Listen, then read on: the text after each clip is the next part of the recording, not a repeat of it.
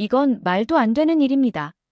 단지 평범한 한국인 신입사원 하나가 우리 회사에 왔을 뿐인데 독일 본사 전체가 그녀를 주목하기 시작했습니다.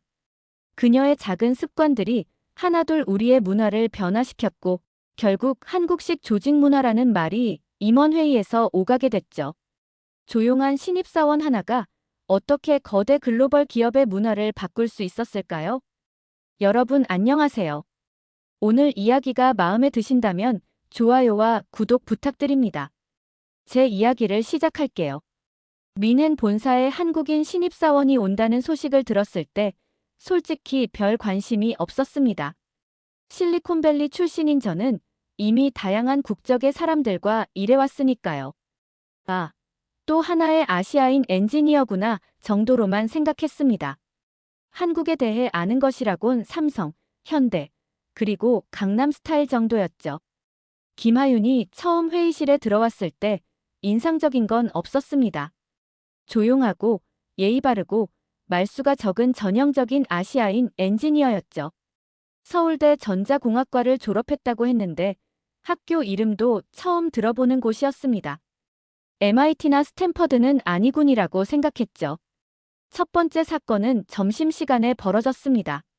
사무실 냉장고에서 뭔가 강한 냄새가 났고 리사 슈미트가 코를 찡그리며 말했죠. 무슨 냄새지? 옆에 있던 동료가 대답했습니다. 김치 냄새 같은데요. 리사는 하윤에게 직접 말하지는 않았지만 충분히 들릴 만한 목소리로 말했죠. 김치요? 그거 냄새 좀 심하죠. 공용 냉장고에 보관하는 건 좀. 하윤의 얼굴이 붉어졌습니다. 그녀는 억지로 미소를 지으며 도시락을 들고 자리로 돌아갔죠. 솔직히 저도 그 냄새가 익숙하지 않았지만 리사의 반응은 너무 과했다고 생각했습니다. 식사 후 냉장고 앞을 지나가는데 이번에는 다른 문제가 생겼습니다. 누군가 우유를 쏟아 냉장고 선반이 엉망이 되어 있었죠. 모두 그냥 지나칠 뿐 아무도 청소할 생각은 하지 않았습니다. 그런데 놀랍게도 하윤이 행주와 세정제를 들고 냉장고를 청소하기 시작했습니다. 호기심에 다가가서 물었습니다. 김하윤 씨, 뭐 하고 있나요? 냉장고가 좀 지저분해서요. 청소하고 있었어요. 그녀가 담담하게 대답했습니다. 당신이 쏟은 것도 아닌데 왜 치우고 있죠? 솔직한 의문이 들었습니다. 하윤은 잠시 당황한 표정을 지었습니다.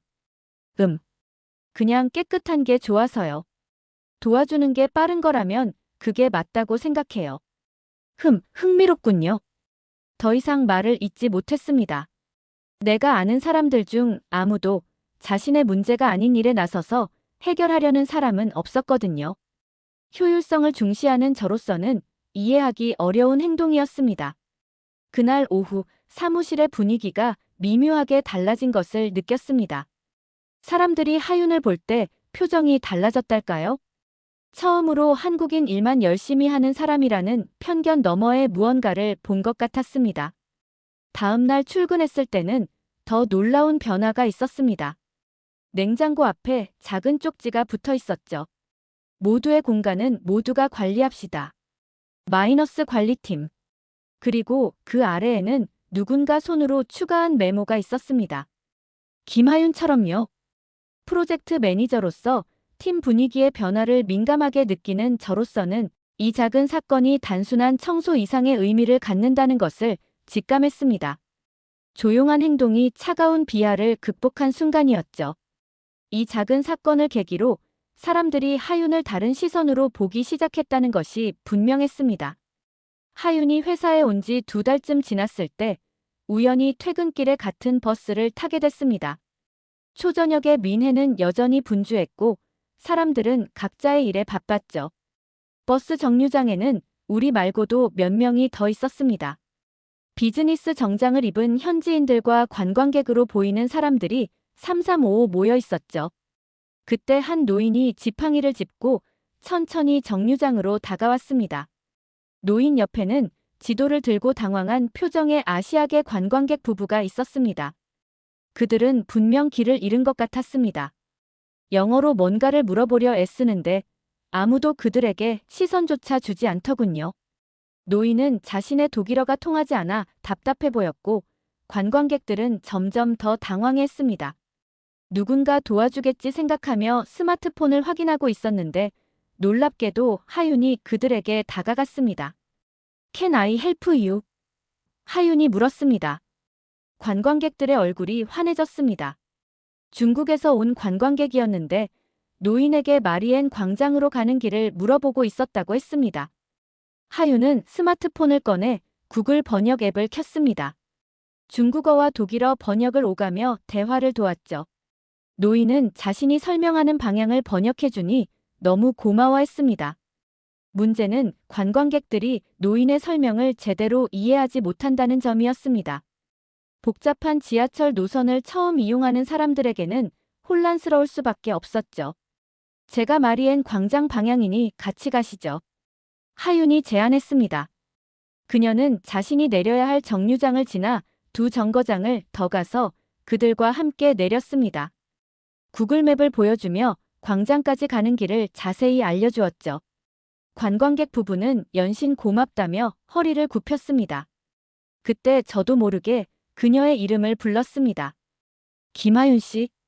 하윤은 깜짝 놀라 돌아봤습니다. 아, 매튜 씨. 안녕하세요.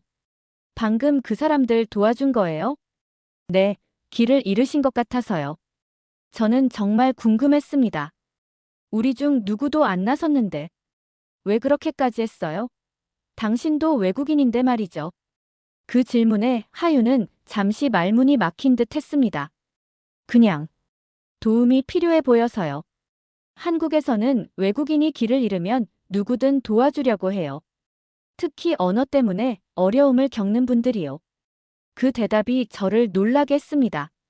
당신은 참 다르네요. 함께 역으로 걸어가면서 물었습니다. 한국에서는 모두가 그렇게 남을 돕나요? 하윤은 살짝 웃으며 대답했습니다. 꼭 그렇진 않아요. 그냥 제가 그렇게 자랐을 뿐이에요. 어머니가 항상 내가 할 수 있는 일이라면 도와줘라라고 가르치셨거든요. 흥미롭네요. 이게 나라 차이일까, 사람 차이일까? 진심으로 궁금했습니다. 그날 이후로 하윤과 가끔 퇴근길에 마주치면 인사를 나누게 되었습니다. 처음에 냉랭한 분위기는 조금씩 사라지고 있었죠. 업무의 공간에서 발휘된 기본 인성이 생각보다 강한 인상을 준 것 같았습니다. 회사에서도 사람들이 하윤에게 조금씩 다가오기 시작했습니다. 가끔 점심도 같이 먹자고 하고 독일어 표현을 가르쳐 주기도 했죠. 그저 자연스럽게 자신의 모습을 보여주었을 뿐인데 사람들의 반응이 달라지는 것이 신기했습니다. 어느 날 팀 미팅 후 하윤을 불렀습니다. 하윤 씨, 이번 주말에 팀 멤버들과 작은 모임이 있어요. 독일 문화도 좀 경험해 볼 겸 같이 오지 않을래요? 처음으로 그녀에게 공식적인 초대를 한 것이었습니다. 이전의 아시아 출신 동료들과는 달리 하윤에게는 뭔가 더 알고 싶은 호기심이 생겼습니다. 단순한 외국인 엔지니어가 아니라 하나의 인격체로 다가오기 시작했죠. 하윤이 회사에 온 지 3달쯤 지났을 때 중요한 사건이 있었습니다. 그녀는 이제 팀 내에서 코딩 실력을 인정받기 시작했고 회의 때도 가끔 의견을 내는 용기를 보였죠. 그날은 월요일 아침, 중요한 프로젝트 브리핑이 있는 날이었습니다. 전체 팀이 참석하는 미팅에서 제가 진행 상황을 발표할 예정이었죠. 그런데 주말에 서류 정리를 하다가 끔찍한 사실을 발견했습니다. 보고서 마감이 다음 주가 아니라 월요일 아침이었던 겁니다. 자료가 전혀 준비되지 않았는데 이미 임원들에게 일정이 공지된 상황이었죠. 새벽에 다급하게 하윤에게 메일을 보냈습니다. 하윤 씨, 큰 실수를 했습니다. 보고서 마감이 다음 주가 아니라 오늘 아침이었어요. 자료가 전혀 준비되지 않았는데 이미 임원들에게 일정이 공지됐어요. 미팅을 연기하려 했지만 불가능하다고 합니다. 어떻게 해야 할지 모르겠네요. 솔직히 매우 당황스러웠습니다. 저는 항상 철저하고 완벽주의적인 사람이었는데 이런 실수를 하다니요. 새벽 5시 미팅은 9시의 시작이었습니다. 하윤의 답장은 놀랍게도 매우 차분했습니다. 걱정 마세요. 제가 지난주에 정리해둔 자료가 있어요. 번역해서 프레젠테이션 형태로 만들어 볼게요. 새벽 8시 30분, 하윤이 미팅룸에 도착했습니다. 저는 창백한 얼굴로 그녀를 맞이했습니다. 하윤 씨, 정말 미안해요. 이건 제 실수인데. 하윤은 프레젠테이션 파일을 건네며 미소 지었습니다. 괜찮아요. 팀워크잖아요. 자료를 빠르게 훑어보니 놀라울 정도로 완벽했습니다. 어떻게 이런 자료를 이렇게 짧은 시간에 운 좋게도 제가 정리해둔 자료가 있었어요. 한국에서는 이런 습관이 있거든요. 항상 일주일 단위로 정리해두는 편이에요. 미팅은 성공적으로 진행되었습니다. 임원들도 준비된 자료에 만족한 표정이었고 저는 발표를 완벽하게 해냈습니다. 미팅이 끝나고 사람들이 하나둘 나가는데 하윤에게 다가갔습니다. 왜 그렇게까지 했어요? 그건 분명 제 실수였는데. 하윤은 솔직하게 대답했습니다. 한국에서는 다 같이 책임지는 게 기본이에요. 팀원 한 명의 어려움은 팀 전체의 문제라고 생각해요. 그리고 잠시 망설이다 덧붙였습니다. 매튜 씨가 곤란해지면 저희 팀 모두에게 영향이 가잖아요. 도와주는 게 빠른 거라면 그게 맞다고 생각해요. 그 말이 저를 깊이 생각하게 만들었습니다. 미국에서는 각자의 책임이 강조되는데 하윤의 관점은 완전히 달랐습니다. 개인의 실수가 팀의 문제라는 생각, 그리고 개인의 성과보다 팀의 성공을 우선시하는 태도가 신선했습니다. 그날 오후 전체 팀원들에게 메일을 보냈습니다. 오늘 아침 제 실수로 큰 문제가 생길 뻔했습니다. 하지만 김하윤 씨의 도움으로 위기를 넘겼습니다. 하윤 씨처럼 팀을 위해 자신의 시간과 노력을 아끼지 않는 자세, 우리 모두 배워야 할 점이라고 생각합니다. 메일을 보내고 나니 하윤의 얼굴이 붉어진 것이 보였습니다. 그녀는 공개적인 칭찬에 익숙하지 않은 것 같았습니다. 하지만 그 진정성이 팀 전체에 전해진 것은 분명했습니다.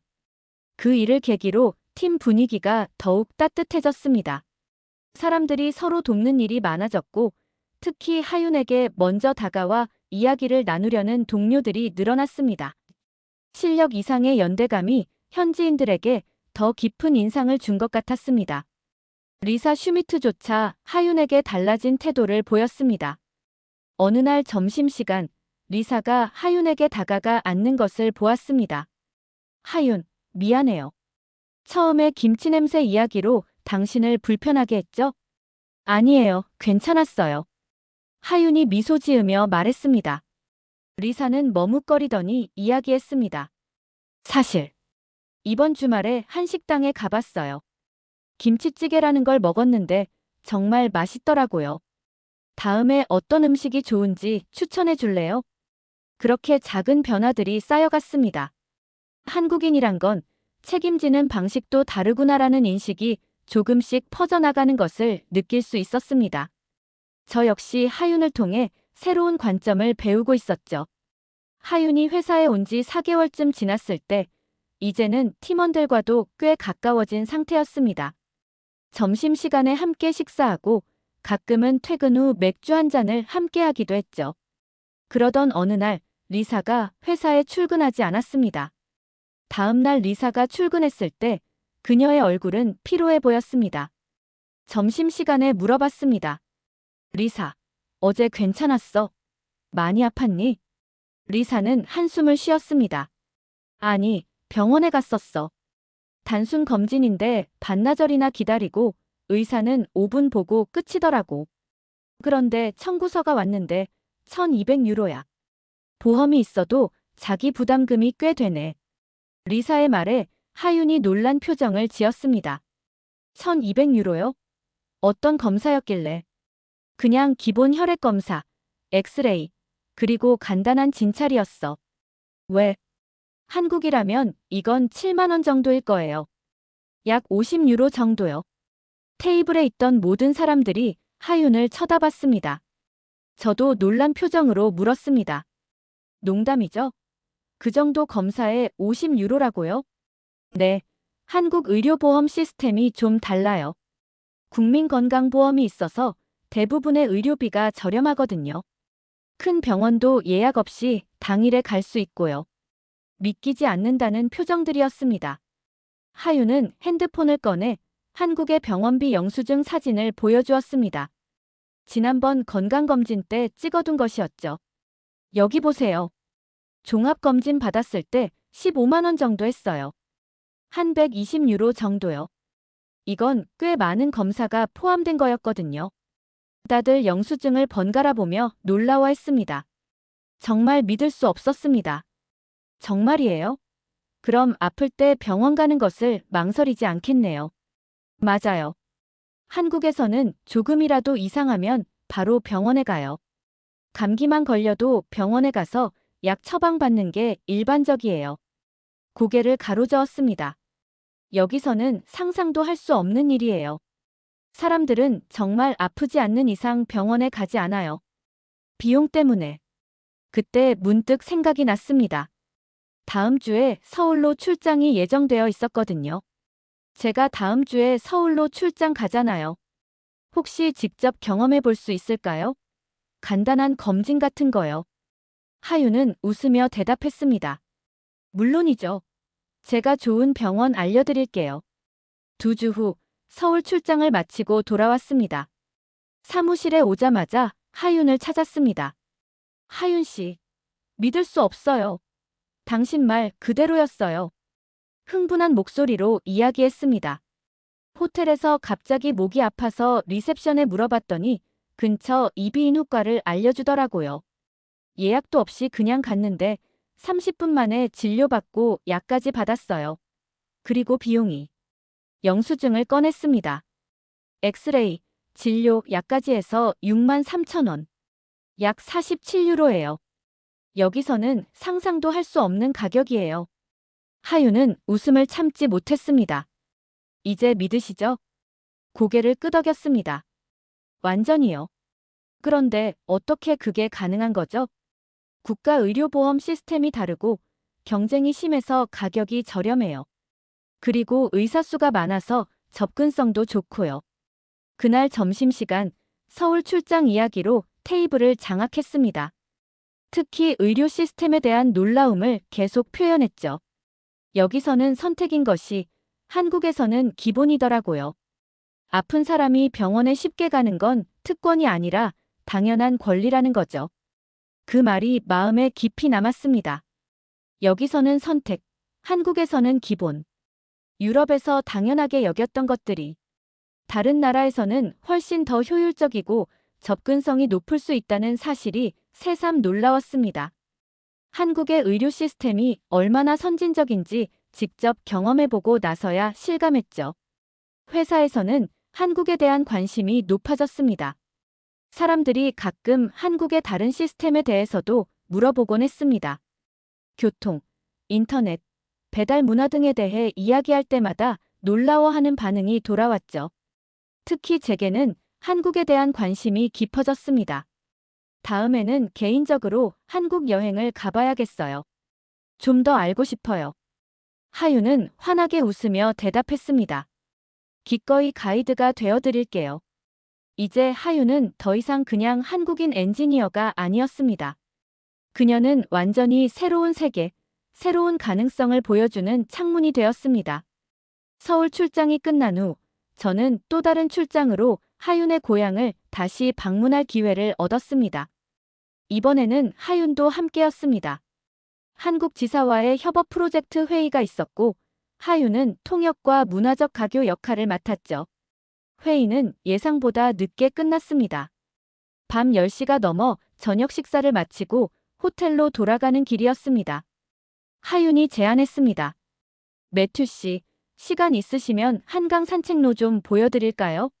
호텔 근처인데 야경이 정말 아름다워요. 솔직히 걱정스러웠습니다. 이 시간에 안전한가요? 하윤은 의아한 표정으로 저를 바라봤습니다. 네, 물론이죠. 왜요? 글쎄요. 미국이나 유럽에서는 이 시간에 공원에 가는 건 특히 여성이라면 위험할 수 있어서요. 하윤은 웃음을 터뜨렸습니다. 아, 여기는 괜찮아요. 오히려 이 시간에 사람들이 더 많이 나와요. 직장인들은 퇴근이 늦으니까요. 반신반의하며 따라갔습니다. 놀랍게도 한강공원에는 정말 많은 사람들이 있었습니다. 혼자서 달리는 여성들, 친구들과 모여 치맥 치킨과 맥주를 즐기는 젊은이들, 자전거를 타는 가족들까지. 마치 낮 시간처럼 활기찼습니다. 이건 정말 놀라운데요. 민헨에서는 상상도 할 수 없는 광경이에요. 하윤이 물었습니다. 왜요? 민헨은 밤에 위험한가요? 글쎄요, 위험하다라기보다는 그냥 여성들이 밤에 혼자 돌아다니는 건 권장되지 않아요. 특히 공원 같은 곳은요. 산책을 하는 동안 하윤의 핸드폰이 울렸습니다. 영상 통화였습니다. 엄마예요. 잠깐 받아도 될까요? 물론이죠. 하윤은 어머니와 한국어로 대화를 나눴습니다. 그리고 갑자기 카메라를 저에게 돌렸습니다. 엄마, 이분이 매튜 씨, 우리 팀 매니저예요. 어색하게 인사했습니다. 안녕하세요. 하윤의 어머니는 미소 지으며 서툰 영어로 대답했습니다. 헐로, 나이스 투 미트 유. 잠시 대화를 나눈 후 하윤이 통화를 끊었습니다. 지금 어디냐고 물어보셨어요. 한강에 있다고 했더니 좋은데 데려가줘서 고맙다고 하시네요. 당신 어머니는 걱정 안 하세요? 딸이 밤늦게 밖에 있는데. 하윤이 의아한 표정을 지었습니다. 왜 걱정하셔야 하죠? 여기는 안전한데요. 그 말에 깊은 생각에 잠겼습니다. 우리가 당연하게 생각하는 밤의 위험성이 이곳에서는 그렇지 않다는 사실이 충격적이었습니다. 매튜 씨, 저기 보세요. 하윤이 가리킨 쪽을 보니 자정이 가까운 시간인데도 젊은 여성들이 셋이서 피크닉 매트를 깔고 간식을 먹고 있었습니다. 이 시간에 혼자서? 하윤은 고개를 끄덕였습니다. 네, 여기선 그게 이상한 일이 아니에요. 24시간 편의점도 있고 CCTV도 많고 경찰도 자주 순찰하니까요. 호텔로 돌아가는 길에 다시 하윤의 어머니에게 전화가 왔습니다. 이번에는 영상통화가 아니었지만 하윤과 어머니의 대화를 들을 수 있었습니다. 대화가 끝나고 하윤에게 물었습니다. 뭐라고 하셨어요? 빨리 들어오라고요? 하윤은 머리를 저었습니다. 아니요. 그냥 내일 아침에 먹을 약 챙겨 먹으라고요. 제가 감기 기운이 있거든요. 그 순간 정말 문화적 충격을 느꼈습니다. 밤에도 돌아다니는 딸을 걱정하지 않는 엄마. 이건 단순한 개인의 차이가 아니라 사회 전체의 안전망과 신뢰에 대한 문제였습니다. 호텔 로비에 도착했을 때 물었습니다. 하윤 씨, 한국은 정말 범죄율이 낮은가요? 네, 특히 강력 범죄는요. 물론 위험한 곳이나 사건이 없는 건 아니지만 대부분의 사람들은 밤에 돌아다니는 것을 두려워하지 않아요. 다음 날 아침, 하윤과 함께 아침 식사를 하며 전날 밤 본 광경에 대해 이야기했습니다. 제가 어젯밤에 본 것은 단순한 관광 명소가 아니라 하나의 사회적 성취 같았어요. 여성들이 밤에도 자유롭게 돌아다닐 수 있다는 것, 그건 정말 특별한 거라고 생각해요. 하윤은 잠시 생각하더니 말했습니다. 저희에겐 그냥 일상인데. 매튜 씨 말씀을 들으니 새삼 감사하게 느껴지네요. 그날 이후로 안전이라는 개념에 대한 저의 생각이 바뀌었습니다. 안전은 단순히 범죄율의 문제가 아니라 사회 구성원 모두가 함께 만들어가는 문화의 결과물이라는 것을 깨달았습니다. 그리고 한국이라는 나라에 대한 호기심은 더욱 깊어졌죠. 서울 체류 마지막 날, 하윤이 잠시 회사에 들러야 한다고 해서 함께 나갔습니다. 점심시간이 가까워 오고 있었고 근처 시장에서 한국 길거리 음식을 소개받기로 했죠. 시장으로 가는 길, 좁은 골목을 지나던 중 앞쪽에서 소란스러운 소리가 들렸습니다. 노인 한 분이 끌고 가던 리어카가 넘어지면서 과일들이 길바닥에 쏟아진 상황이었죠. 놀라운 광경이 펼쳐졌습니다. 주변 사람들이 마치 약속이라도 한 듯 일제히 달려가 도왔습니다. 학생들, 정장 입은 회사원들, 주부들까지. 누구의 지시도 없이 모두가 자연스럽게 과일을 줍고 리어카를 일으키고 노인의 상태를 확인했습니다. 하윤도 당연하다는 듯이 달려갔고 저도 따라갔습니다. 2분도 안 되어 모든 과일이 다시 리어카에 정리되었고 사람들은 괜찮아요라며 각자의 길을 갔죠. 현장을 떠나며 물었습니다. 방금 그건 뭐였죠? 사람들이 훈련된 거예요? 하윤은 의아한 표정을 지었습니다. 훈련이요? 아니요, 그냥. 그렇게 커왔거든요. 누가 어려움에 처하면 돕는 건 당연한 거예요. 모두가 그렇게 자연스럽게 움직이다니. 마치 계획된 것 같았어요. 하윤은 생각하더니 말했습니다. 그건 그냥 반사신경 같은 거예요. 어렸을 때부터 그런 상황을 많이 보면서 자랐으니까요. 점심을 먹으며 계속 그 장면이 머릿속에서 맴돌았습니다. 우리 사회에서는 남의 일에 관여하지 않는 것이 오히려 미덕처럼 여겨지는데 이곳에서는 타인의 어려움에 자연스럽게 손을 내미는 문화가 있었습니다. 하윤 씨, 한국 사회에서는 법보다 도덕이 먼저인 것 같아요. 다른 사람을 돕는 게 법적 의무가 아니라 그냥 당연한 일이라고 여기는 거죠. 하윤이 고개를 끄덕였습니다. 맞아요. 물론 모든 한국인이 그런 건 아니지만 대체로 공동체 의식이 강한 편이에요. 우리라는 개념이 중요하거든요. 호텔로 돌아오는 길에 또 하나의 작은 사건을 목격했습니다. 지하철에서 한 외국인 관광객이 큰 캐리어를 들고 계단을 오르내리기 어려워하자 고등학생으로 보이는 남학생이 망설임 없이 도움을 제안했습니다. 보세요. 이런 장면은 한국에서 정말 흔해요. 특별한 게 아니라 일상이에요. 그날 저녁 하윤과 작별 인사를 나눴습니다. 하윤 씨, 이번 출장은 정말 특별했어요.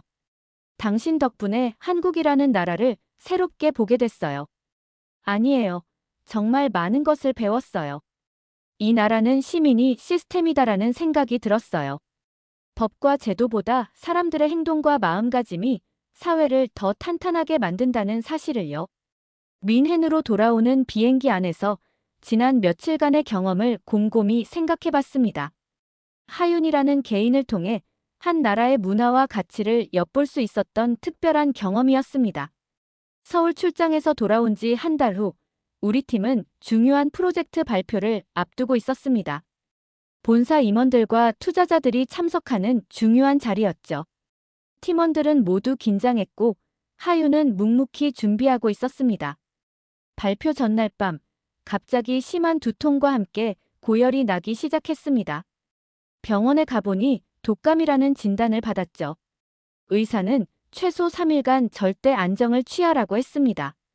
절망스러웠습니다. 내일 아침에 중요한 발표, 제가 진행해야 하는데 목소리조차 나오지 않는 상황이었으니까요. 밤 11시 할 수 없이 팀원들에게 메시지를 보냈습니다. 죄송합니다. 독감으로 내일 발표가 어려울 것 같습니다. 아침 일찍 화상으로 회의를 해야 할 것 같네요. 팀원들은 당황한 반응을 보냈지만 하윤의 대답은 달랐습니다. 매튜 씨, 걱정 마세요. 제가 맡을게요. 발표 자료만 보내주세요. 솔직히 반신반의했습니다. 하윤은 기술적인 능력은 뛰어났지만 발표 경험이 많지 않았고 영어로 임원들 앞에서 발표하는 것은 처음이었습니다. 하지만 다른 선택지가 없었죠.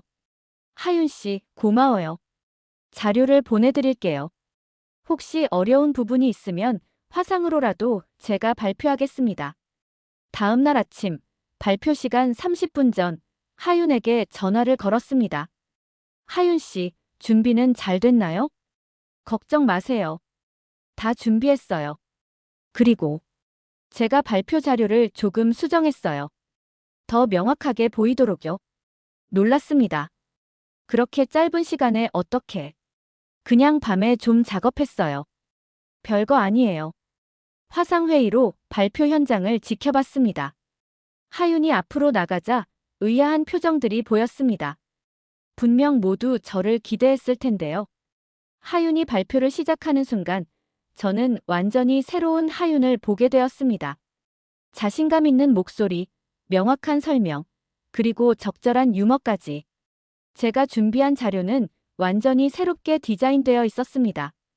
더 명확하고, 더 시각적이고, 훨씬 더 설득력 있게요. 특히 인상적이었던 것은 하윤이 임원들의 질문에 대답하는 방식이었습니다. 기술적인 질문에는 깊이 있는 지식으로, 비즈니스 관련 질문에는 놀라운 통찰력으로 대답했습니다. 발표가 끝나고 모두가 박수쳤습니다. 회의가 끝난 후 임원 중 한 명이 화상회의에 들어와 저에게 말했습니다. 매튜, 오늘 발표 정말 훌륭했어. 특히 김하윤 씨가 정말 인상적이었어. 우린 하윤이 없으면 안 될 것 같아. 화상회의를 끝내고 하윤에게 전화했습니다. 하윤 씨, 정말 대단했어요. 어떻게 그렇게 완벽하게 준비할 수 있었죠? 하윤은 담담하게 대답했습니다. 별거 아니에요. 그냥 매튜 씨가 평소에 하시는 것처럼 하려고 했을 뿐이에요. 하지만 발표 자료도 완전히 새로 만들었잖아요. 팀을 위한 일이니까요. 매튜 씨라면 저를 위해 똑같이 하셨을 거예요. 그 말에 깊은 감동을 받았습니다. 말없이 다 해두는 사람이 이렇게 강력한 영향력을 발휘할 수 있다는 사실이 놀라웠습니다. 실력도 중요하지만 기본기와 배려가 더 큰 차이를 만든다는 것을 하윤을 통해 배웠습니다. 회사로 복귀한 후 팀 전체가 하윤을 다르게 대하기 시작했습니다. 리사조차 하윤이 없었다면 우리 팀은 망했을 거야 라고 말할 정도였죠. 그녀는 더 이상 조용한 한국인 엔지니어가 아니라 팀의 핵심이 되었습니다. 열어보니 한글과 영어가 섞인 아름다운 손글씨가 가득했습니다. 매튜에게 처음 미넨에 왔을 때 저는 많이 두려웠습니다. 낯선 나라, 낯선 문화, 그리고 한국인이라는 편견 속에서 어떻게 적응할 수 있을까 걱정했죠. 하지만 매튜 씨가 저를 진심으로 바라봐 주셨기에 용기를 낼 수 있었습니다. 저는 단지 한국에서 배운 대로 행동했을 뿐인데 그것이 누군가에게 의미 있게 다가갈 수 있다는 사실이 놀랍고 감사했습니다. 매튜 씨는 저를 한국인이 아닌 하윤으로 봐주셨고 그것이 제게는 가장 큰 선물이었습니다. 우리는 서로 다른 문화에서 왔지만 결국 모두가 바라는 것은 같다고 생각합니다. 서로를 이해하고 존중하고 함께 성장하는 것. 이 1년간 매튜 씨와 함께 일하며 그 가치를 더 깊이 깨달았습니다. 이제 저는 한국으로 돌아가지만 우리의 인연은 계속될 것입니다. 언제든지 한국에 오시면 연락주세요. 이번에는 제가 가이드가 되어드리겠습니다. 항상 감사하는 마음으로 김하윤 드림. 편지를 읽는 동안 가슴이 뭉클해졌습니다. 그동안 하윤을 통해 배운 것들, 그리고 그녀가 우리 팀에 가져온 변화들이 새삼 소중하게 느껴졌습니다. 하윤이 떠난 후 일주일이 지났을 때 본사 임원회의에 참석하게 되었습니다. 분기별 성과 보고와 새로운 전략을 논의하는 자리였죠. 제가 발표를 준비하고 있을 때 CEO가 갑자기 저를 불렀습니다. 매튜, 김하윤에 대해 더 알고 싶네. 그녀가 우리 팀에 가져온 변화가 인상적이야. 특히 팀워크와 문제 해결 방식에서. 잠시 생각하다가 제가 대답했습니다. 솔직히 말씀드리면 우리는 하윤을 통해 많은 것을 배웠습니다. 그리고 저는 이것이 단순히 개인적인 자질이 아니라 한국식 조직 문화의 일부라고 생각합니다. 그리고 제가 경험한 것들을 이야기했습니다. 남을 돕는 것을 당연하게 여기는 문화, 개인보다 팀을 우선시하는 태도, 묵묵히 책임지는 자세, 그리고 비난보다 문제 해결에 집중하는 방식. CEO는 깊은 관심을 보이며 들었습니다. 그리고 회의가 끝날 무렵 그가 말했습니다. 우리는 앞으로 한국식 조직 문화에서 배워야 할 것 같아. 매튜, 당신이 그 프로젝트를 맡아줬으면 해. 한국 지사와의 문화 교류 프로그램을 만들어 보게. 그날 저녁 하윤에게 이메일을 보냈습니다. 하윤, 당신은 조용히 떠났지만 우리 회사에 큰 변화를 남기고 갔어요. 이제 우리는 한국식 조직 문화에서 배우려고 합니다. 도움이 필요할 것 같은데 조언해 줄 수 있을까요? 하윤의 답장은 빨랐습니다. 매튜 씨, 정말 기쁜 소식이네요. 물론 도와드리겠습니다. 사실 제가 떠나기 전에 비슷한 제안을 생각하고 있었어요. 좋은 기회를 주셔서 감사합니다. 그렇게 새로운 프로젝트가 시작되었습니다. 하유는 한국에서, 저는 독일에서 우리는 서로 다른 문화의 가치를 연결하는 다리를 만들기 시작했습니다. 한 사람이 조직을 바꿀 수 있을까요? 하윤을 통해 배운 가장 큰 교훈은 그렇다는 것입니다. 그녀는 어떤 화려한 연설이나 혁신적인 아이디어로 변화를 이끈 것이 아니었습니다. 그저 자신의 문화에서 배운 가치를 진정성 있게 실천했을 뿐입니다. 그녀는 조용히 떠났지만 한 나라를 새로 알게 했습니다. 이것이 하윤이 우리에게 남긴 유산입니다. 단 한 사람의 작은 행동들이 모여 크고 의미 있는 변화를 만들어낸 것이죠. 오늘도 사무실에서 누군가 하윤이라면 어떻게 했을까? 라고 물을 때마다 우리는 잠시 멈추고 생각합니다. 그리고 조금 더 배려하고, 조금 더 책임지고, 조금 더 함께하는 방향으로 나아가려고 노력하죠. 그녀가 떠난 지 몇 개월이 지났지만 하윤의 영향력은 여전히 우리 곁에 있습니다. 그리고 저는 이제 진심으로 한국이라는 나라가 궁금해졌습니다. 하윤 같은 사람을 만들어낸 문화, 그 속에 담긴 가치와 지혜가 더 많이 세계로 퍼져나가길 바랍니다. 여러분, 오늘 이야기 들어주셔서 감사합니다. 혹시 여러분 주변에도 하윤 같은 분이 계신가요? 또는 여러분이 다른 문화에서 배운 소중한 가치가 있다면 댓글로 공유해주세요. 좋아요와 구독도 잊지 마시고 다음 이야기에서 또 만나요.